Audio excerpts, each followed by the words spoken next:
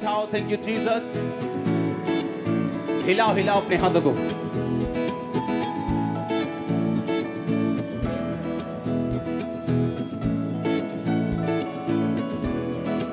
बोलो प्रभु यीशु मसीह, तेरा आत्मा आज हमें छुए, तेरा वचन हमें आजाद करे। हम अपने कानों को, आत्माओं को खोलते हैं खुदाबंद, इसे ग्रहण करने योग्य बनाते हैं।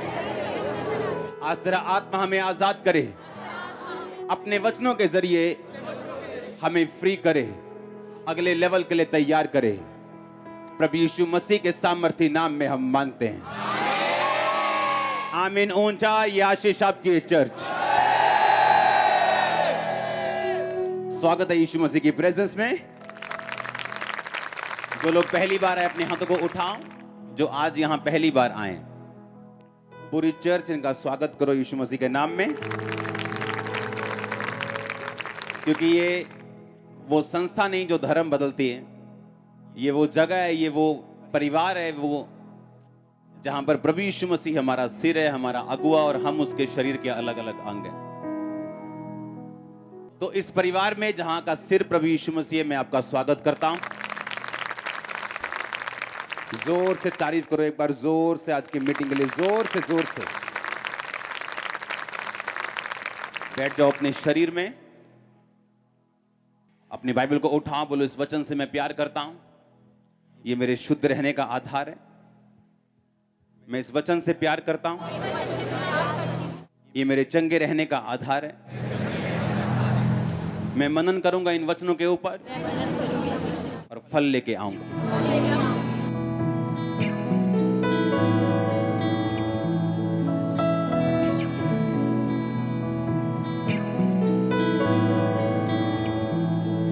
अंगीकार करो परमेश्वर, तेरा वचन आज मैं सुनूंगा, क्योंकि ये मेरे जीने का आधार है और मैं सेम वापस नहीं जाऊंगा। ऊंची आवाज में मांगो।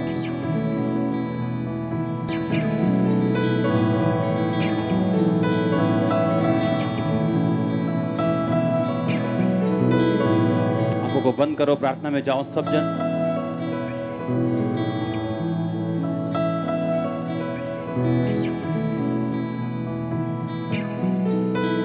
मैं अपने ध्यान को इन वचनों से नहीं हटाऊंगा। मांगो ऊंची आवाज में।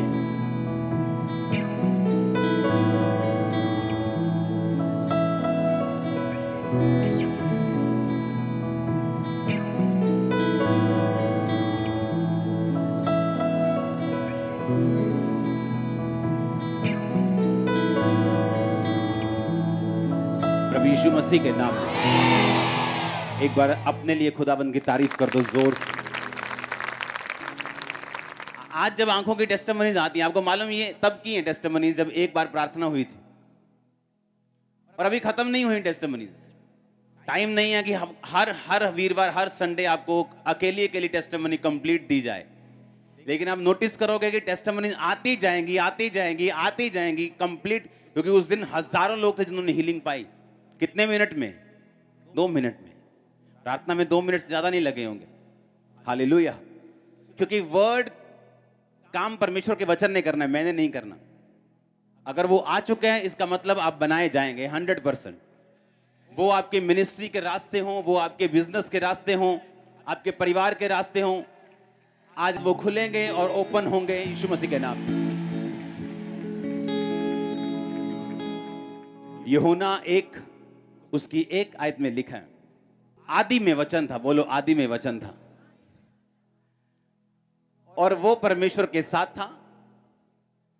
फिर से बोलो आदि में वचन था, वचन परमेश्वर के साथ था, वचन परमेश्वर था, यही आदि में परमेश्वर के साथ था। सब कुछ उसी के द्वारा पैदा हुआ, जो कुछ पैदा हुआ उसमें से कोई भी वस्तु उसके बिना पैदा नहीं हुई। उसमें जीवन था, वह जीवन मनुष्यों की ज्योति था। ज्योति अंधेरे में चमकती है और अंधेरे ने उसे ग्रहण नहीं किया। एक मनुष्य परमेश्वर की ओर से आ उपस्थित हुआ जिसका नाम यूहन्ना था। वह गवाही देने आया कि ज्योति की गवाही दे। ये ज्योति कौन है? यीशु मसीह। हाँ, क्योंकि वो जीवन था। कौन जीवन था? वचन। वही आदि में परमेश्वर के साथ था, वही परमेश्वर था, उसके बिना कुछ भी पैदा नहीं हुआ। वही ज्योति थी, लेकिन उस ज्योति को मनुष्यों ने ग्रहण, अंधकार ने ग्रहण नहीं किया। एक आदमी आया, कहता जिसका नाम यूहन्ना था, उसने उस ज्योति की यानी यीशु की गवाही दी कि ताकि लोग उस पर विश्वास करें। आगे कहता वो आप तो ज्योति ना था। कौन? यूहन्ना। कहता वो आप तो यीशु मसीह नहीं था, परंतु उस यीशु की गवाही देने के लिए आया था कि सच्ची ज्योति जो हर एक मनुष्य को प्रकाशमान करती है, जगत में आने वाली थी। वह जगत में था। कौन? यीशु मसीह। जगत उसके द्वारा पैदा हुआ, क्योंकि वचन के द्वारा जगत पैदा हुआ। सब कुछ जो देख रहे हो परमेश्वर ने अपने मुंह से, वचन से बनाया। कहता वो जगत में था, यानी यीशु मसीह अब जगत में था और जगत उसके द्वारा पैदा हुआ था, पर उसी जगत ने उसे नहीं पहचाना। वह अपने घर आया और अपनों ने उसे ग्रहण नहीं किया। कैसे?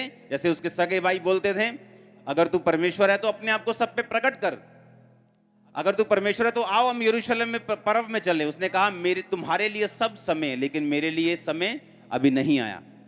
अपनों ने भी उसे ग्रहण नहीं किया, और बाइबल कहती जहां उसे ग्रहण नहीं किया गया वो वहां बड़े चमत्कार नहीं कर सका, लेकिन दूसरे लोगों में, अन्य जातियों में, दूसरे इजराइलियों में उसने बड़े बड़े काम किए। अंधों को चंगा किया, लंगड़ों को चलाया। आप सब जानते हैं, हाँ या ना?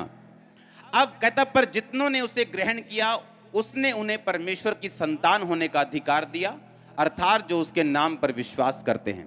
वो ना तो लहू से, ना शरीर की इच्छा से, ना मनुष्य की इच्छा से, परंतु परमेश्वर से पैदा हुए हैं। वचन देहधारी हुआ और अनुग्रह और सच्चाई से परिपूर्ण होकर हमारे बीच में डेरा किया, और हमने उसकी एक ऐसी महिमा देखी जैसे पिता के इकलौते की महिमा। हाँ, फिर बोलो, वचन देहधारी हुआ। वचन कौन था? यीशु मसीह। पहली आयत फिर से पढ़ेंगे। आदि में कौन था? अब बोलो, यीशु था। आदि में यीशु परमेश्वर के, और यीशु, और सब कुछ यीशु के द्वारा, जो कुछ पैदा हुआ, कोई भी वस्तु यीशु के बिना पैदा नहीं हुई। अब हम देखेंगे पैदा हुआ कब। उत्पत्ति 1 उसकी 1 आयत पढ़ेंगे। उसमें लिखा, आदि में परमेश्वर ने आकाश और पृथ्वी की सृष्टि की। यहां यीशु मसीह का नाम आया कहीं पे? यहां परमेश्वर है। कौन परमेश्वर? यहोवा परमेश्वर। लेकिन अगर हम इसे असली भाषा में पढ़ें, इब्रानी भाषा में, जिस भाषा में बाइबल लिखी गई थी, उसके 2 वर्ड्स आपकी स्क्रीन के सामने होंगे। कहता आदि में एलोहीम ने। परमेश्वर का मतलब क्या इब्रानी भाषा में? एलोहीम ने आकाश और पृथ्वी की सृष्टि की। एलोहीम का मतलब है प्लूरल ऑफ H433, यानी H433 जो वर्ड है उसका बहुसंख्यक एलोहीम है। अब H433 देखेंगे कि ये कौन सा वचन है जिससे एलोहीम बनाया गया। एलोहीम को प्लूरल यानी बहुसंख्यक किया गया, जैसे एक मछली और मछलियां। ओके, आपको समझ आ रही? यहां पर उसने कहा जो एलोहीम है वो प्लूरल वर्ड है, यानी ऐसा लिखा गया कि मछलियां, बहुत सारे आदमी। तो ये एक परमेश्वर के बारे में एलोहीम नहीं लिखा गया, क्योंकि एलोहीम वचन जो निकला वो निकला 433 से, जिसका मतलब है एलोहा, जिसका मतलब है गॉड, जिसका मतलब है एक परमेश्वर। एलोहीम का मतलब है बहुत सारे, यानी एक से ज्यादा परमेश्वर। इसका मतलब जब परमेश्वर ये बता रहा था उत्पत्ति 1 उसकी 1 आयत में कि आदि में परमेश्वर ने आकाश और पृथ्वी की सृष्टि की। अब परमेश्वर का मतलब है एलोहीम, एलोहा नहीं। एलोहा का मतलब है गॉड, यानी एक गॉड। एलोहीम का मतलब है कि वहां एक जन नहीं था, वहां एक से ज्यादा थे, जिसका मतलब है एलोहीम, इसका मतलब है gods in the ordinary sense, यानी गॉड्स मतलब एक से ज्यादा। इसका मतलब जब परमेश्वर यहोवा ने पृथ्वी को बनाया तो नया नियम क्या कहता है? आदि में वचन था, वचन परमेश्वर के साथ था और वचन परमेश्वर था। अब आपको मालूम हुआ कि जो वचन था वो परमेश्वर के कहां था? साथ था, यानी यीशु परमेश्वर के साथ था और यीशु परमेश्वर था। यही आदि में परमेश्वर के साथ था और सब कुछ यीशु के द्वारा पैदा।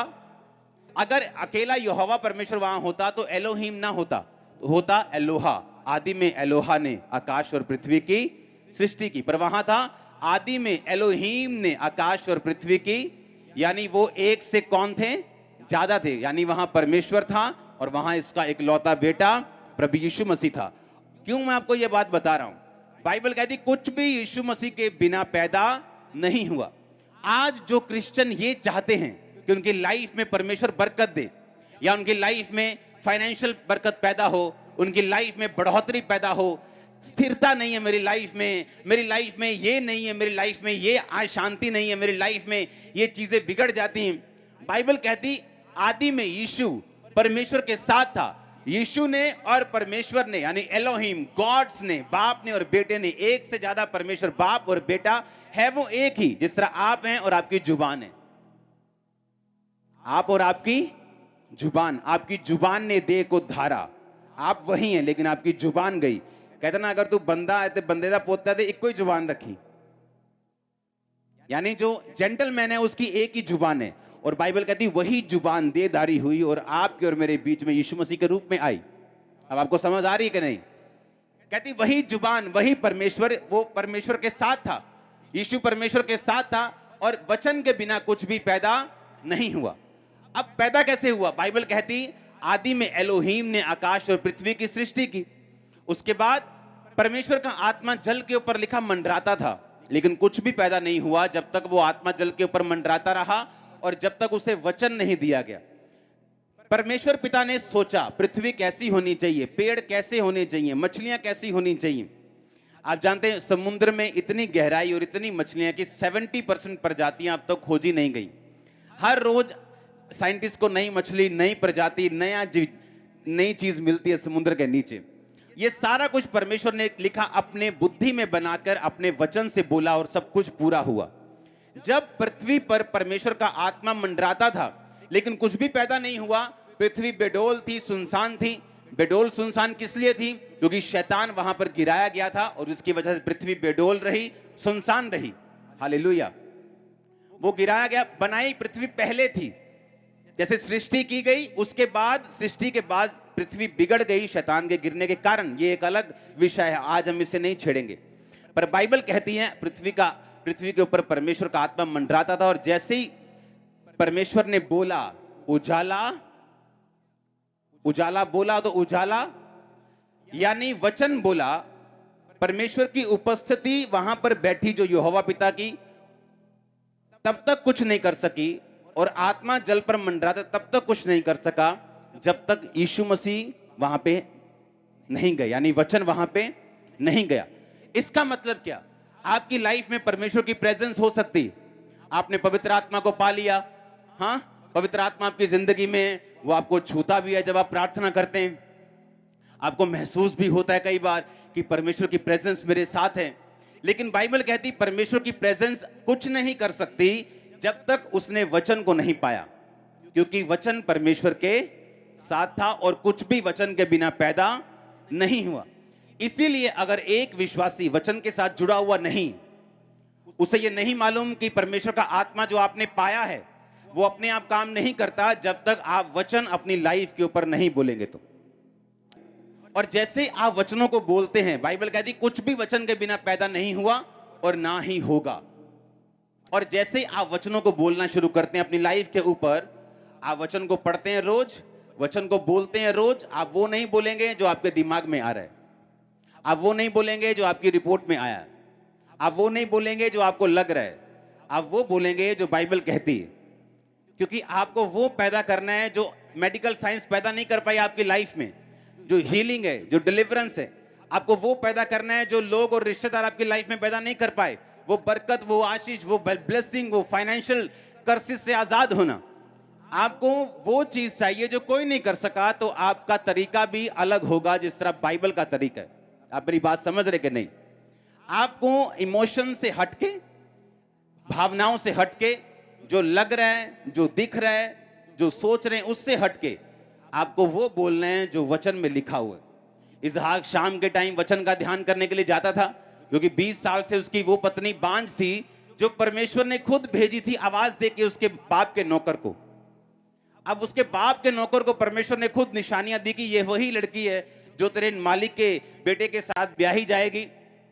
और जब वो लड़की को वो लेके आया और इसहाक को दिखाया और इसहाक को बोला कि ये तेरी पत्नी है, उसने कहा अच्छा ये परमेश्वर ने दी है। उन्होंने कहा ठीक है। और बाइबल कहती 20 साल उनके कोई भी संतान नहीं हुई और वो शाम को वचन का ध्यान करने के लिए जाता था। और जब शाम को क्या ध्यान करता था वचन का, कि जो वचन में लिखा हुआ वो अपने आप पूरा नहीं होता, आपको उसे बार बार पढ़ना पड़ता है, आपको बार बार उस पर मनन करना पड़ता है, उसके लिए टाइम निकालना पड़ता है और उसको अपनी आत्मा में बार बार फीड करना पड़ता है अपनी आत्मा को। चाहे आपको लगे कि असर हो रहा है, चाहे आपको लगे असर नहीं हो रहा, पर आपको लगातार उस वचन से अपने आप को फीड, अपने आप को खिलाना होता है। आपको वो वचन बार बार बार बार बार बार। बाइबल कहती जो परमेश्वर की आज्ञाओं से अति प्रसन्न रहता है। उसने ये नहीं कहा जो हाहें भर भर के परमेश्वर का वचन मानते हैं, उसने कहा जो उसकी आज्ञाओं से अति प्रसन्न रहते हैं। वो नहीं जिसने सिगरेट छोड़ी और दूर से कोई सिगरेट पी रहा है तो देखो यार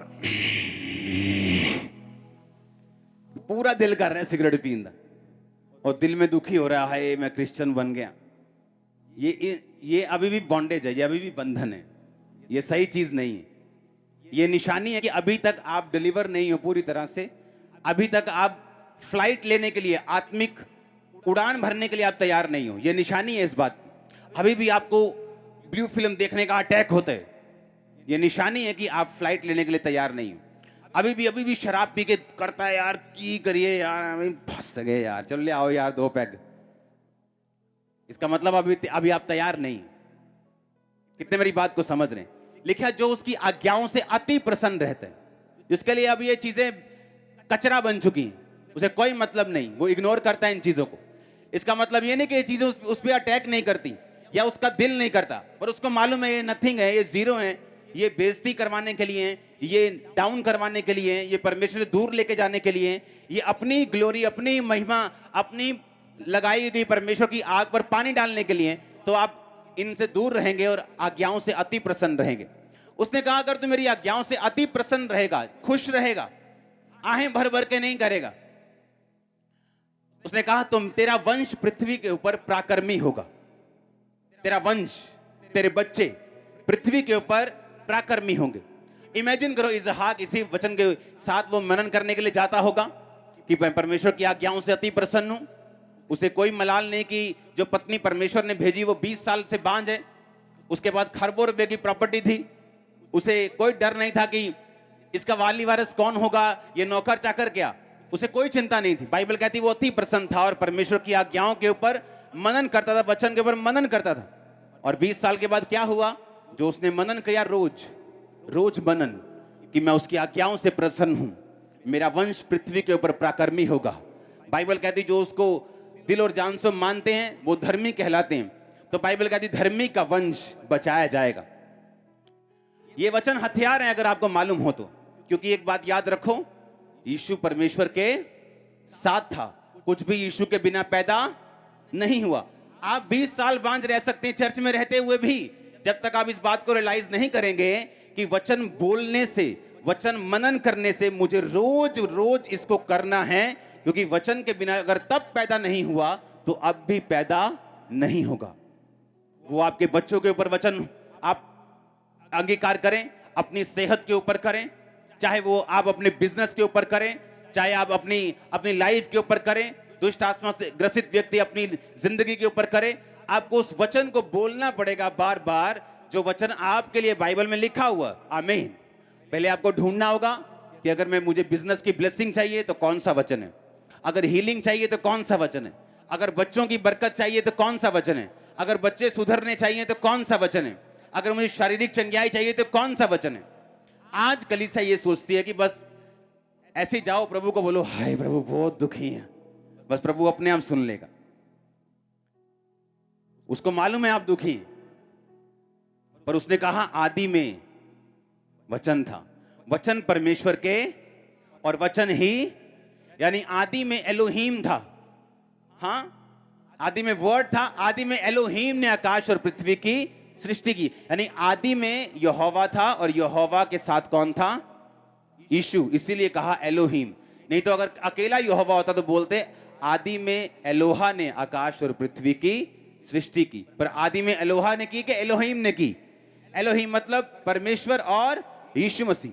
अगर तब यीशु मसीह के बिना, अगर तब वचन के बिना कुछ भी पैदा नहीं हुआ, तो अब भी वचन के बिना कुछ भी पैदा नहीं होगा। आपको वचन पढ़ना होगा रोज रोज रोज रोज रोज। रिजल्ट आए, चाहे अब आए, चाहे 10 साल में आए, चाहे 5 में आए, चाहे 3 में आए, लेकिन आपको यह बात समझनी होगी कि आपको रिजल्ट के लिए, आपको आपकी अपनी लाइफ में परमेश्वर के काम को देखने के लिए आपको वचन के साथ जुड़ना पड़ेगा। कितने मेरी बात को समझ रहे हैं? क्योंकि वर्ड जो है वो आपको कंट्रोल में रखेगा, वचन आपको विश्वास में रखेगा। वचन शैतान की सारी आवाजों को जो आपके मन में आ रही, सारे शक को, सारी आवाजों को, सारी नेगेटिविटी को, सारे पाप की आवाजों को वचन जो है हमेशा बंद करता रहेगा, उसे सीज करता रहेगा, अगर आप वचन के साथ जुड़े रहेंगे तो। बहुत से लोगों को नहीं मालूम, उन्हें लगता है कि बाइबल एक रिलीजियस पुस्तक है जिसे 5 मिनट कहीं से भी पढ़ लो तो कोई बात नहीं, लेकिन ऐसा नहीं है। बाइबल आपके जीवित परमेश्वर का लव लेटर है आपके लिए। अगर आप नहीं पढ़ेंगे, आपको मालूम नहीं वो आपसे क्या चाहते हैं। अगर आप नहीं पढ़ेंगे, आपको मालूम नहीं कि ये जो मेरे परमेश्वर ने, मेरे बाप ने मुझे प्यार का पत्र लिखा है, उसमें लिखा क्या है? उसने लिखा है कि मैं तुम्हें सांपों और बिच्छुओं को रौंदने का अधिकार देता हूं। उसमें लिखा है तेरा वंश पृथ्वी के ऊपर पराक्रमी होगा। उसमें लिखा है तेरा वंश बचाया जाएगा। उसमें लिखा उसके कोड़े खाने से तुम चंगे हो चुके हो। उसमें बहुत सी बातें लिखी, पर मैं ये पूछना चाहता हूं, मुझे तो मालूम है मेरे बाप ने मुझे क्या लिखा, क्या आपको मालूम है कि नहीं? शायद इसीलिए जब मेरी लाइफ में हीलिंग नहीं हो रही थी, और मैं आपसे दावा करता हूं, मैं आपको सच कहता हूं कि मैं बाइबल कभी नहीं पढ़ने वाला था। मुझे हीलिंग से मतलब जब मैं परमेश्वर में आया कि मुझे हीलिंग मिल जाए, डिलीवरेंस मिल जाए, मैं अपने बिजनेस में जाऊं, अच्छा कमाऊं, संडे के संडे चर्च जाऊं, बस ये मेरा विजन था। लेकिन उन दुष्ट आत्माओं के अटैक जब कम होने की बजाय यीशु मसीह में आने के बाद बढ़ गए, और कुछ चीजें चंगी हो गई, कुछ बीमारियां चली गई, नशे चले गए, कुछ चीजें शैतान के अटैक बढ़ गए, तो परमेश्वर की आत्मा मुझे एक ही बात बोलती थी कि वचन पढ़। जैसे ही वचन पढ़ता था अटैक कम होते थे। इस तरह से वचन के साथ मैं जुड़ता रहा।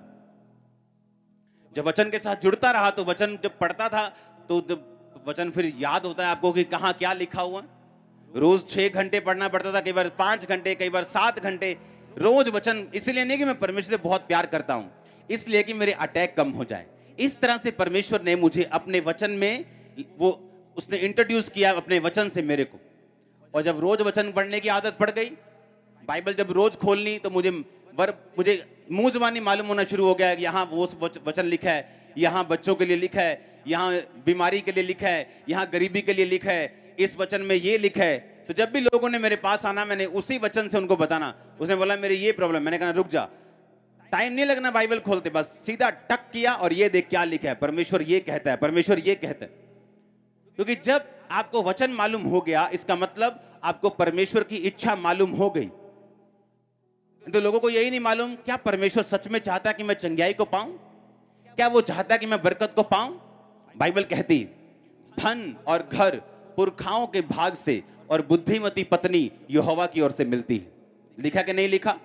उसने ये लिखा धन शैतान से मिलता है। लेकिन प्रॉब्लम यह है कि धन का लालच, धन का प्रेम आपको परमेश्वर से दूर करते हैं। लेकिन जब आपको वचन मालूम होता है कि आपको जो कुछ भी चाहिए परमेश्वर की ग्लोरी के लिए, महिमा के लिए चाहिए, आप अपने मन में और शांतिमय तरीके से, अपनी लाइफ में और पीसफुली, सामर्थ्य से आप इस रीति से चलना शुरू करते हैं और परमेश्वर आप पे दया करना शुरू करता है। हालेलुया। आप समझ रहे मेरी बात को? मैंने इंटरनेट पे क्वेश्चन पूछा कितने लोग रोज वचन पढ़ते हैं, तो 100 में से 25 लोग वचन रोज नहीं पढ़ते थे, और ये बड़ी गिनती है। आपको वचन के साथ रोज जुड़ना होगा, आपको रोज पढ़ना होगा, आपको रोज मनन करना होगा, क्योंकि आप ये बात आज जान चुके हैं कि वचन के बिना आपकी जिंदगी में कुछ भी पैदा नहीं होगा। लोगों को लगता है कि मैंने ये लूका 5 बहुत बार पढ़ा है, लोगों को लगता है मैंने यूहन्ना बहुत बार पढ़ा है, मैंने मत्ती 10 बार पढ़ ली है। आप मत्ती 1000 बार भी पढ़ लेंगे ना, हर बार आपको मत्ती अलग तरह से समझ आएगा, क्योंकि वो जीवित वचन है, वो मुर्दा वचन नहीं है। आपको हर बार आप बाइबल पढ़ेंगे, आपको हर बार परमेश्वर अलग बात करेगा। वो अगर नर्सरी लेवल का बंदा पढ़ रहा है, आत्मा में नया है, वो उससे उसी लेवल की बात करेगा। कोई पीएचडी लेवल का बंदा पढ़ रहा है, वो उस लेवल की उससे बात करेगा। इसीलिए बाइबल कहती है वचन जो है ये एक धार्मिक पुस्तक की तरह आप नहीं पढ़ते। वचन जो है आप जीवित परमेश्वर के वर्ड्स की तरह आप इन्हें पढ़ते हो। हालेलुया। आप जानते बाइबल कहती परमेश्वर ने जब सब कुछ वचनों के द्वारा बनाया और उसके बाद आदम को मिट्टी से गूंथा और उसके अंदर जीवन का सांस फूंक दिया। बाइबल कहती जब जीवन का सांस आदम के अंदर फूंका तो आदम जीवित हो गया। और बाइबल ऐसा भी कहती है कि जितने वचन बाइबल में लिखे हैं परमेश्वर के, वो परमेश्वर की सांस पाए हुए हैं, वही सांस जो आदम के अंदर डाला गया था। हालेलुया। वो सेम सांस। इसलिए जब भी आप परमेश्वर का वर्ड पढ़ोगे, अगर आप डेथ फेस कर रहे हो अपनी फाइनेंशियल लाइफ में, डेथ फेस कर रहे हो अपनी स्पिरिचुअल लाइफ में, या अपनी फिजिकल लाइफ में, अपनी सेहत में, अपनी मानसिक में, अपनी मैरिड लाइफ में, जैसे आप वचन के साथ जुड़ते हैं, लाइफ आपके अंदर एंटर करना शुरू करती है। क्योंकि वो सेम लाइफ जो आदम के अंदर थी, परमेश्वर ने सांस से फूकी, वही सेम सांस परमेश्वर के वचन के ऊपर आज भी है। हालेलुया। इसलिए जो लोग रोज वचन पढ़ते हैं वो इस बात को नोटिस करेंगे कि जब भी वो वचन को पढ़ते हैं, जो वचन से पढ़ के उठते हैं, उनको ऐसा लगेगा जैसे उनकी आत्मा ने कुछ खाया है। जैसे शरीर कुछ खाता है तो बल फील होता है, उनको ऐसा लगेगा कि उनकी आत्मा ने कुछ खाया, उनकी आत्मा स्ट्रांग हुई है इस वचन को पढ़ने के बाद। हालेलुया। अपने पड़ोसी को बोलो वचन को पढ़। ऊंची आवाज में बोलो, रोज पढ़। बोल, तारीफ करो जोर से।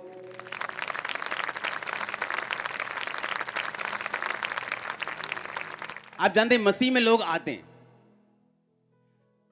और मोस्टली लोगों की लाइफ में गवाहियां बनती, मोस्टली मतलब आप 99 से भी ऊपर परसेंटेज लगा लो। पर अगर आप उनको 1 साल 2 साल 3 साल बाद चेक करेंगे, उनका लेवल कभी सेम नहीं होता। कोई बहुत बढ़ चुका होता है, कोई अभी भी पाप से संघर्ष कर रहा होता है, कोई ठीक ठीक सा होता है, कोई एवरेज सा होता है, कोई थोड़ा अच्छा होता है, कोई उससे अच्छा होता है, कोई टॉप में होता है, कोई बॉटम में होता है। आए वो इकट्ठे हैं परमेश्वर में। लेकिन ऐसा क्यों? क्या परमेश्वर ने ऐसा किया? क्या परमेश्वर ये चाहता है? क्या आप ये चाहते हैं अगर आपके 5 बच्चे हैं, 2 बच्चे हैं, आप चाहते हैं कि एक बहुत गरीब रहे और एक बहुत अमीर हो जाए? आप चाहते हैं ऐसा? हाँ, कितने बच्चे आपके? 3 है पास्टर जी। अच्छा 3 है, तो आप चाहते हैं कि तीनों ब्लेस्ड हो। यस। एक उनमें अगर गरीब रहो तो अच्छा चलेगा? नहीं चलेगा? पक्की बात है। आप सोचो एक इंसान, बाइबल कहती जो बुरा होकर भी अपने बच्चों को अच्छी वस्तुएं देना जानते हैं। हम क्रिश्चियन हैं, हम अच्छे लोग हैं। अच्छा एग्जाम्पल दे रहा हूं। हालेलुया। आप समझ रहे मेरी बात? लिखा इंसान बुरा होकर भी अपने बच्चों को रोटी मांगने पर बिच्छू नहीं देता। तो कहता है परमेश्वर अपने बच्चों को गलत चीजें क्यों देगा, या वो अपने मांगने वालों को अच्छी वस्तुएं क्यों ना देगा? तो परमेश्वर तो नहीं चाहता कि मेरा एक बच्चा बहुत आशीषित हो, वो लंगड़े चलाए और दूसरा पाप में फंसे, ऐसा तो वो नहीं चाहता। लेकिन कौन जिम्मेवार है इस चीज के लिए? मैं आपको बताता हूं कौन जिम्मेवार है। दूसरा राजा उसका 6 बाब उसकी 1 आयत को पढ़ेंगे। भविष्यद्वक्ताओं के चेलों में से किसी ने अलीशा से कहा, यह स्थान जिसे हम तेरे सामने रहते हैं, जिसमें हम रहते हैं, वह हमारे लिए छोटा है। हम यरदन तक जाएं, वहां से एक बल्ली लेकर वहां अपने लिए रहने का एक स्थान बनाए। उसने कहा, अच्छा जाओ, ठीक है, बना लो। तब किसी ने कहा, कृपया अपने दासों के संग चल। उसने कहा, ठीक है, मैं चलता हूं। अलीशा उनके साथ गया और वो यरदन नदी के किनारे पहुंचकर लकड़ी को काटने लगे। और जब एक जन बल्ली काट रहा था तो कुल्हाड़ी बेंट से निकलकर जल में गिर गई। इसलिए वह चिल्लाकर कहने लगा, हाय मेरे प्रभु, वो तो मांगी हुई थी। परमेश्वर के भक्त ने पूछा, यानी अलीशा ने कहा, वो कहां गिरी? और जब उसने वो जगह उसको दिखाई, तब उसने एक लकड़ी काटकर उस पानी के ऊपर डाल दी और लोहा पानी के ऊपर तैरने लग गया। उसने कहा, उठा ले। तब उसने हाथ बढ़ाकर उसे ले लिया। आप इमेजिन करो, एक ऐसा प्रॉफिट, एक ऐसा नबी, एक ऐसा परमेश्वर का दास जो इतनी पावर रखता है कि हील कर सकता है, जो इतनी पावर रखता है कि पानी दो भाग कर सकता है। लेकिन आपको मालूम वो किस सिचुएशन में रह रहा है? बाइबल कहती परमेश्वर ने कहा 7 साल तक अकाल पड़ेगा। ये उसी अकाल का टाइम था। और अलीशा के चेले कह रहे हैं कि हमारे पास रहने के लिए स्थान नहीं है, कुछ घर बना ले। कहता बना लो। कहता जब वो घर बना रहे, लकड़ी काट रहे थे, तो कुल्हाड़ी बेंट से निकलकर वो लोहे वाला हिस्सा पानी में गिर गया। और अलीशा का सेवक कहता वो तो मांगी हुई थी, मतलब उनके पास इतना भी पैसा नहीं था कि उस कुल्हाड़ी को खरीद सकें। लेकिन आपने कभी भी उस टाइम पर भी अलीशा को परमेश्वर की निंदा करते नहीं सुना होगा। आपने देखा होगा एलिया के टाइम में अकाल पड़ा 3 साल, हाँ या ना? अलीशा के टाइम में 7 साल पड़ा। अलीशा ने उस औरत को बोला जिसके बेटे को जिंदा किया था, यहां से चली जा, क्योंकि 7 साल यहां यहोवा चाहता है अकाल पड़े। मैं ये चाहता हूं कि आप अपनी लाइफ को एनालाइज करें, इसको जांचें, इसको परखें कि क्या अकाल के दिनों में, क्या उन दिनों में जब परमेश्वर आपकी जिंदगी में साइलेंट है, वो बोल नहीं रहा, आपको लग रहा है मेरी प्रार्थना को सुनना ही नहीं जा रहा, आपको लगता है मेरी जिंदगी के दिन संघर्ष भरे हैं, ये लड़ाई भरे हैं, कलेश भरे हैं, तो मैं ये चाहता हूं क्या तब भी क्या आप परमेश्वर पर ध्यान कर रहे हैं? क्या बाइबल पढ़ रहे हैं? नहीं तो अकाल के दिनों में लोग परमेश्वर से जब हटते हैं तो सामर्थ चली जाती। अकाल के दिनों में भी उनमें इतनी सामर्थ थी, बाइबल कहती है जब लकड़ी काट के डाली गई, वो लकड़ी क्रॉस को रिप्रेजेंट करती है कि जहां पर क्रॉस को इंट्रोड्यूस किया जाएगा, जहां पर क्रूस की कथा सुनाई जाएगी, जहां पर क्रूस के बारे में बताया जाएगा, वहां लोहा पानी में तैरेगा, यानी असंभव काम वहां संभव होंगे। वहां लंगड़े चलेंगे, अंधे देखेंगे, वहां कोढ़ी शुद्ध होंगे, हाँ वहां बहरे सुनेंगे। आपने सुना कि नहीं सुना? हाँ, वहां दुष्ट आत्माओं के रोगी आजाद होंगे, बीमारियों के रोगी आजाद होंगे, वहां लोग बनाए जाएंगे, उनके काम बनेंगे। आपने सब टेस्टिमनीज को सुना है, हाँ या ना? और बाइबल कहती जहां पर भी लकड़ी को उन्होंने काट के डाला, वो लोहा पानी पे तैरने लगा। वो लकड़ी क्रूस को रिप्रेजेंट करती, वो लकड़ी क्रूस को दिखाती। लेकिन मैं आपसे एक क्वेश्चन पूछना चाहता हूं, क्या अकाल के दिनों में भी आपका उस क्रूस पे विश्वास है या नहीं? क्योंकि अकाल के दिनों में अगर क्रूस पे विश्वास नहीं है तो लकड़ी, वो जो लोहा है वो लकड़ी की तरह तैरेगा नहीं, पानी पे तैरेगा नहीं, वो नीचे डूबा रह जाएगा। इमेजिन करो उस गरीबी में भी, उस अकाल में भी अलीशा ने अपना आपा नहीं खोया। अलीशा ने कमाई करने का कोई दूसरा 2 नंबर का जरिया नहीं निकाला। उसने नशा बेचना शुरू नहीं कर दिया कि मेरे घर में तो खाना नहीं चलता जी, मैं तो नशा बेचे बिना हम रह नहीं सकते। अरे मांग कर खा लो, इससे अच्छा, नशा बेचने से अच्छा। बाइबल कहती जो लोग परमेश्वर के वचन पे चलेंगे, अकाल में भी, दुखों में भी, कष्ट में भी, उन्हीं की जिंदगी में क्रूस की सामर्थ काम करेगी। इसलिए ये फर्क है, यही फर्क है। जब आदमी चर्च में आता है, टेस्टिमनी दोनों की लाइफ में बनती है, पर एक बंदा जब अकाल आता है, क्योंकि हर एक क्रिश्चियन बाइबल कहती परखा जाएगा। अगर आप बेटे हैं, अगर आप सच्ची बेटी हैं, तो बाइबल कहती है अगर वो बेटा बनाएगा, बेटी बनाएगा, तो कोड़े भी लगाएगा। कहता अगर वो तुम्हें अपना बच्चा बनाएगा तो कोड़े भी लगा के जांचेगा कि सचमुच तुम उसके प्यार के काबिल हो या नहीं। क्या तुम्हें इतनी बड़ी बरकतें परमेश्वर देना जो चाहता है, क्या तुम उसके काबिल हो या नहीं? क्या तुम उन्हें संभाल सकते हो? क्या अपनी लाइफ की नेगेटिव स्थितियों में भी, दुखों में भी, जब शैतान आप पे सवाल पूछने को आप मजबूर कर दे कि तेरी लाइफ में ऐसा क्यों हुआ, ये क्यों हुआ, ये मौत क्यों हो गई, ये फलाना क्यों हो गया, फलानी चीज क्यों चली गई, तब भी आप क्या करो उसकी पर, उसकी सामर्थ पर विश्वास करके बने रहेंगे, खड़े रहेंगे। इमेजिन करो सब तरफ अकाल पड़ा हुआ है, एक कुल्हाड़ी खरीदने के पैसे नहीं, पर कुल्हाड़ी को पानी पे तराने की सामर्थ उसमें जरूर मौजूद है। इमेजिन करो आज का कोई बंदा होता ना, बोलता नहीं नहीं ये पावर जो है ना, ये हेलीकॉप्टर तो आना चाहिए इस पावर में, ये जो पावर मिली है ना, इससे तो चाहे करैक्टर ढीला ही हो। इसीलिए इस बात का भी ध्यान रखो कि आपकी लाइफ में जितनी मर्जी पावर हो, अपने करैक्टर को ढीला मत छोड़ो। पता है क्यों? क्योंकि ये ढीले करैक्टर आपको लंबे टाइम में दिखेंगे नहीं। मैंने लोगों को देखा है पावर ले ली, मिसयूज, पैसे के लिए, चीजों के लिए, एक झटका लगा, परमेश्वर ने उड़ा के वो भेज दिए वापिस।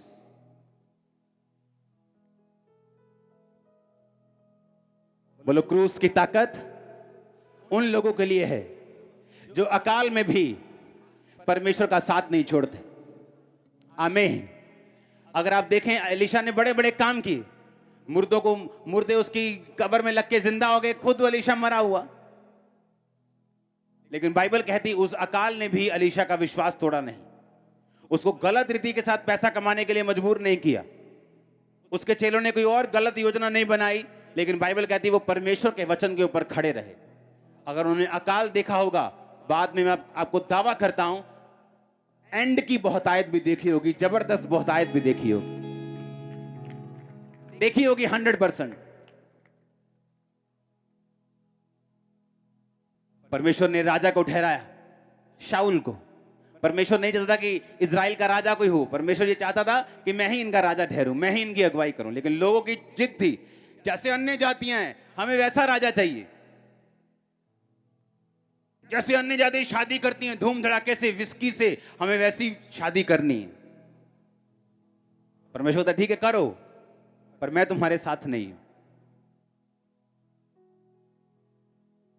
इमेजिन करो, एक क्रिश्चियन बंदे की शादी हो रही और दारू चल रही, सॉन्ग्स चल रहे हैं, शराब चल रही, पूरा धूम धड़ाका चल रहा है और लड़ाइयां हो रही, ओ तेरी ओ। इमेजिन करो, जहां परमेश्वर की आत्मा ने आकर उस जोड़े को ब्लेस करना था और स्पिरिचुअली उन्हें ग्रेस देनी थी, क्या वहां उसका आत्मा आ पाएगा? फिर कह रहे साडी लड़ाई बहुत हुंदी है दोनों दी, ते विआह दी एल्बम देखो उन्हां दी पहलां ते। हाँ, देखो एल्बम उनकी शादी की। मैं मसीह में आने की बात कर रहा हूं, जो पहले हुआ वो भूल जाओ, वो परमेश्वर ने माफ कर दिया होगा। हाँ, मैं मसीह में आने की बात कर रहा हूं। हालेलुया। अब राजा बदलते गए, पहले शाऊल आया, दाऊद आया, सुलेमान, ऐसे राजा बदलते गए। एंड का राजा होशे था, एक राजा येहू था। अब मैं एक राजा की स्टोरी आपको बताता हूं, जब वो राजा बना उसने क्या किया। दूसरा राजा की 10:18 से 30 को पढ़ेंगे। तब येहू यानी येहू राजा था जो परमेश्वर ने चुना था।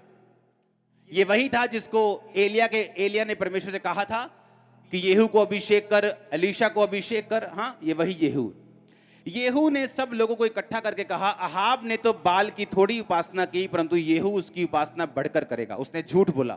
क्यों झूठ बोला? वो चाहता था कि बाल के जितने नबी हैं वो सारे इकट्ठे हो जाएं, मैं एक बार में उन्हें मार दूं, ताकि परमेश्वर का जो किंगडम है वो इन नबियों से आजाद हो जाए। आगे, इसलिए बाल के सब नबी, उपासक और सब याजक मेरे पास बुलाओ, कोई भी रह ना जाए, क्योंकि बाल के लिए बड़ा यज्ञ होगा, जो कोई ना आएगा वो जीवित ना बचेगा। येहू ने ये काम कपट करके बाल के सब उपासकों को नष्ट करने के लिए किया। येहू ने कहा, बाल की एक पवित्र महासभा का प्रचार करो। तब लोगों ने प्रचार किया। येहू ने सारे इजराइल में दूत भेजे, तब बाल के सब उपासक आए, यहां तक कि कोई ना रह गया जो ना आया हो। वे बाल के भवन में इतने आए कि एक सिरे से दूसरे सिरे तक भर गए। तब उन्होंने उस मनुष्य से जो वस्त्र के घर का अधिकारी था कहा, बाल के सब उपासकों के लिए वस्त्र ले आ। अतः वह उसके लिए कपड़े निकाल कर ले आया। तब येहू रेकाब के पुत्र योहोनादाब को संग लेकर बाल के भवन में गया और बाल के उपासकों से कहा, ढूंढ कर देखो यहाँ तुम्हारे संग यहोवा को कोई उपासक तो नहीं है, केवल बाल के ही हैं। तब वे मेल बलि और होम बलि चढ़ाने के लिए भीतर गए। येहू तो 80 पुरुष बाहर ठहराकर उनसे कह चुका था कि यदि उन मनुष्य में से जिसे मैं तुम्हारे हाथ में कर दूं कोई बच गया तो तुम्हें अपनी जान देनी पड़ेगी उसकी जान के बदले। तब वह होम बलि चढ़ा चुका और येहू ने पहरुओं और सरदारों से कहा, भीतर जाकर उन्हें मार डालो, कोई बचने ना पाए। तब उन्होंने उन्हें तलवार से मारा और पहरुए और सरदार उनको बाहर फेंक कर बाल के भवन के नगर को गए। उन्होंने बाल के भवन की लाठें निकाल कर फूंक दी और बाल की लाठ को तोड़ डाला। बाल के भवन को ढाकर शौचालय, टॉयलेट बना दिया और वो आज तक ऐसा ही है। यो येहू ने बाल का इजराइल में से नाश कर कर उसे दूर किया। तो भी नबात के पुत्र यारोबाम जिसने इज़राइल से पाप करवाया था उसके पापों के अनुसार करने बेतेल और दान में सोने की बछड़ों की पूजा उससे येहू अलग ना हुआ। यहोवा ने येहू से कहा, इसलिए कि तूने ये किया जो मेरी दृष्टि में ठीक है और अहाब के घराने से मेरी इच्छा के अनुसार बर्ताव किया, तेरे पड़पोते के पुत्र तक तेरी संतान इज़राइल की गद्दी पर विराजती रहेगी। इस वचन को ऐसा ही रखना। परमेश्वर ने येहू से कहा, मैं ये आपको पता क्यों दिखा रहा हूं, आपको परमेश्वर का दिल मालूम होगा वो कैसा है। हालेलुया, जोर से एक बार हालेलुया बोल दो। आप जानते येहू ने अहाब के घराने को खत्म किया था। अगर आप इस 10 बाब को शुरू से पढ़ेंगे, एक आयत से आपको मालूम होगा। बाइबल कहती अहाब जो था वो इज़राइल से दूसरे पूजा करवाने वाला था मूर्तियों की, और परमेश्वर उससे नाराज था। और परमेश्वर ने येहू को चुना और बोला अहाब के पूरे घराने को नष्ट करना। उसने अहाब को मारा, अहाब के 70 बेटों को मारा। उसके बाद बाल के सब नबी इकट्ठा कर लिए, उन्हें कहा कि सब आ जाओ, बड़ा प्रोग्राम है तुम्हारे लिए। सारे आगे होते तो ये अंधे गूंगे बहरे, इनको मालूम तो होता नहीं होने क्या वाला है। अंदर आ गए, उसने कहा कपड़े दे दो इनको। मगर ले अभी कपड़े, कितने सोने कपड़े, इतना नहीं बताइए तुम ये हार डल रहे हैं बकरों के जैसे, तुम कटने वाले। उसके बाद उसने कहा कि जितनों के कपड़े डले उन अपने बंदों को बोल दिया इनको मार दो, और उन्होंने मार दिया। और परमेश्वर ने देखा, क्या देखा आप जानते, परमेश्वर ने जब दाऊद से खुश होकर कहा था कि जब तक तेरा वंश होगा, तेरा वंश हमेशा इस गद्दी के ऊपर विराजमान रहेगा। कितने मेरी बात को समझ रहे हैं? हमेशा के लिए। क्यों? क्योंकि दाऊद से परमेश्वर खुश था। बाइबल कहती बैतशेबा के अलावा पूरी उम्र भर उसमें कोई भी कमी नहीं पाई गई। उस कमी का उसको रिजल्ट मिला, उसको पाप का सिला मिला, उसके घर में तलवार चली, बहुत सी दुख उसको आए, वो अलग बात है। लेकिन बाइबल कहती दाऊद परमेश्वर के दिल के अनुसार चलने वाला इंसान था। और जब परमेश्वर के अनुसार, वचन के अनुसार वो चलता था, तो परमेश्वर ने कहा था तेरे वंशों तक, तेरे पोते पड़पोते पड़पोतों के पड़पोते उनके पड़पोते, हमेशा इस गद्दी के ऊपर तेरा ही वंश विराजेगा। हालेलुया। और उसके वंश ने अगर गलतियां भी की तो भी परमेश्वर ने पूरा इज़राइल उससे नहीं लिया। परमेश्वर ने कहा यहूदा के ऊपर तेरा वंश विराजता रहेगा, क्योंकि इन्होंने गलतियां की हैं और तेरे अनुसार जिस तरह तू मेरे साथ चलता था उस तरह ये नहीं चले। पर उसकी गद्दी परमेश्वर ने नहीं ली। अब अगर आप बाकी राजाओं को देखो, किसी ने 2 साल राज किया, किसी ने 16 साल राज किया, किसी ने 12 साल राज किया, किसी ने 20 साल राज किया, और इतने सालों में वो उतरते गए या मरते गए या किसी न किसी वो साजिश का शिकार हो जाते थे। पर येहू ने क्या किया? जब येहू आया तो इसने पहले तो अहाब को मारा, उसके वंश को मारा। तब मारना अलाउड था शारीरिक रूप में, अब मारना अलाउड नहीं। उसके बाद उसने क्या किया? उसने बाल के नबियों का नाश किया, बाल की जगहों का नाश किया। बाइबल कहती पर कुछ कमियां येहू की जिंदगी में रह गईं। परमेश्वर कहता है कुछ कमियां रह गईं, इसलिए मैं तुझसे ये वायदा करता हूं कि तेरी घराने के ऊपर तेरी संतान जो है वो कितने तक? पड़पोते के पुत्र तक। कहता जितने काम तूने कर दिए, तेरा पोता, उसका बेटा और उसका बेटा, यहां तक तेरे जो वंश है वो इस गद्दी के ऊपर विराजमान रहेगा। अब मैं आपसे एक क्वेश्चन करता हूं। येहू को परमेश्वर ने कहा तेरे पड़पोते के बेटे तक इस गद्दी पे जिस पर तू बैठा है विराजमान रहेंगे, इसे कोई छीन नहीं पाएगा, कोई बंदा तेरे साथ गद्दारी करके इसको ले नहीं पाएगा। अब मैं आपसे एक क्वेश्चन करता हूं। दाऊद को परमेश्वर ने कहा मैं तेरे वंशों तक, जब तक तेरा वंश रहेगा इस गद्दी पर कोई ना कोई विराजमान रहेगा। और किसी किसी राजा को 20 साल भी राज करने नहीं दिया, और किसी किसी राजा को यह बोला कि तेरे पोते के बेटे तक मैं तुम्हें राज करने दूंगा। अब फर्क क्या है? आपको मालूम हुआ फर्क क्या है? फर्क यह है कि दाऊद ने पूरे मन से परमेश्वर को माना और एक भी गलती ऐसी नहीं की। लेकिन इसने क्या किया? इसने 29 आयत में लिखा, इसने बाकी सारे काम तो किए पर बछड़ों की पूजा से येहू अलग नहीं हुआ। पॉलिटिकल रीजन के कारण कि उसके राज में कुछ लोग हैं जो ऐसे काम करते हैं। अगर वो ऐसे उनको खत्म करता है तो वो राजा से नाराज रहेंगे, एक तबका उसका खिलाफत रहेगा, एक तबका उसका विरोधी रहेगा, पॉलिटिकल रीजन। और परमेश्वर ने कहा ये कारण कि तूने मेरी बात तो सुनी, अहाब दुष्ट के घराने को खत्म कर दिया, बाल को खत्म कर दिया, तूने सारे काम कर दिए, लेकिन तू एक कमी तेरी लाइफ में थी। अब मैं तुम्हें दाऊद के जैसे ब्लेस तो नहीं करूंगा वंशों तक, लेकिन हां तू इतना आशीष पाएगा कि पड़पोते के बेटे तक तुझे ये वंश तेरी गद्दी पर बैठेगा। अब मैं आपसे ये पूछता हूं, अब आप ये सोचो कि जो कुछ मनुष्यों ने परमेश्वर के साथ किया उसी के जैसा बदला परमेश्वर ने उनको दिया। अगर किसी ने पूरा परमेश्वर को माना, परमेश्वर ने कहा तेरे वंश वंश वंश चलते रहेंगे जब तक धरती पे रहेंगे। किसी ने ठीक ठीक किया, परमेश्वर ने कहा ठीक ठीक आशीष मिलेगी। किसी ने अच्छा किया, परमेश्वर कहता पड़पोते के बेटे तक तुम्हें आशीष दूंगा। किसी ने गलत किया और अहाब के जैसा, यारोबाम के जैसा बाइबल कहती है काम किया, किसी को 2 साल राज मिला, किसी को 4 साल मिला, किसी को 10 साल मिला, किसी को 19 साल मिला, लेकिन उसके बाद वो राज आगे नहीं चला। इसका मतलब आप कितना बढ़ सकते हैं, इसका मतलब आप प्रभु से क्या ले सकते हैं, ये परमेश्वर पे निर्भर नहीं करता, आप पे निर्भर करता है। आमीन। बाइबल कहती है वो न्यायी परमेश्वर है, वो न्याय करने वाला परमेश्वर, वो आपको वही देगा जो आपने बोया था। अपनी जवानी के दिनों में हर जगह मुंह मार के 15 बॉयफ्रेंड 15 गर्लफ्रेंड बना के आप एक्सपेक्ट नहीं कर सकते आपको अच्छी पत्नी अच्छा पति मिलेगा। मैं सीधा बता रहा हूं, ऐसा होगा, आप नहीं एक्सपेक्ट कर सकते। आप सोचिए मत, ये भूल जाओ आप कि जवानी में गंद डाल के पूरा आप फिर बोलोगे आपकी मैरिड लाइफ सेट हो जाए, ऐसा नहीं होगा। क्योंकि जो कुछ आप परमेश्वर को आज देंगे, परमेश्वर उसको चेक करेगा और आपका फ्यूचर वैसा ही होगा। जो कुछ आपने मसीह में आने से पहले किया, वो जितना मर्जी बड़ा पाप क्यों ना हो, वो सारे माफ हो चुके हैं अगर आप यीशु मसीह को मानते हैं। उनका एक भी असर आपकी लाइफ के ऊपर नहीं, एक भी नेगेटिविटी आपकी लाइफ के ऊपर नहीं आएगी, एक भी गलत असर आपकी लाइफ के ऊपर नहीं आएगा। लेकिन मसीह में आने के बाद परमेश्वर कहता है जो तू मेरे साथ करेगा मैं तेरे साथ करूंगा। तू जेलसी करेगा किसी के साथ, वो तू पाएगा। तू जितना मेरे साथ चलेगा, जितनी मेहनत होगी, जितनी प्रार्थना होगी, जितना बोना होगा, मैं उसी के हिसाब से तेरा आने वाला फ्यूचर डिसाइड करूंगा और बनाऊंगा। हालेलुया। हमारे YouTube चैनल को सब्सक्राइब करें ताकि आप परमेश्वर के गहरे वेदों को जान सकें कि कैसे आप परमेश्वर में बढ़ सकते हैं, कैसे आप दुष्ट आत्माओं से, नशों से, बीमारियों से और वंशों के श्रापों से आजाद हो सकते हैं।